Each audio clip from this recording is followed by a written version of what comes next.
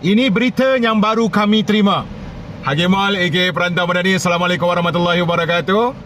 Tolong like, share, komen dan repost saya punya video. Saya nak cerita sedikit berita yang baru kami terima ni. Kami dapati bahawa MIC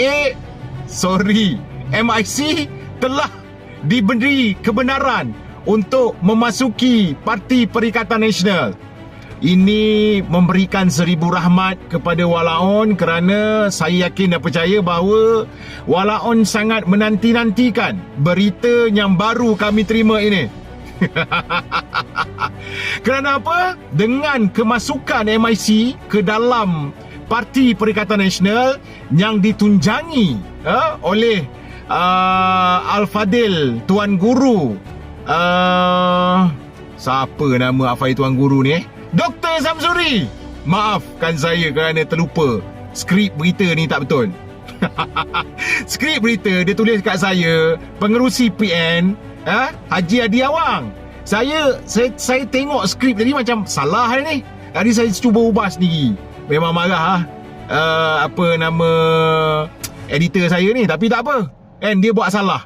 Mana mungkin Haji Adi jadi pengerusi Perikatan Nasional? Sedangkan kita pun dah tahu, dah sedia maklum yang pengerusi Perikatan Nasional Al-Fadil Tuan Guru Tan Sri Dr.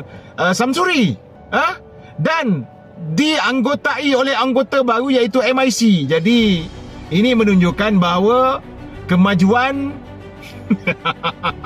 di dalam pemikiran semakin selari dengan otak Walaon. Tahniah MIC.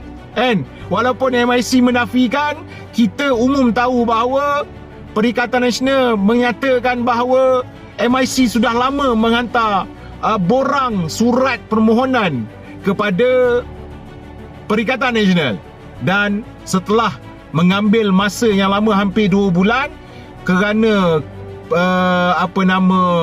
kekalutan, chaos yang ditimbulkan oleh tim Hamzah Zainuddin, menyebabkan surat permohonan untuk menyertai MIC, menyertai PN ini telah tertinggal dan telah disemak kembali. Alhamdulillah.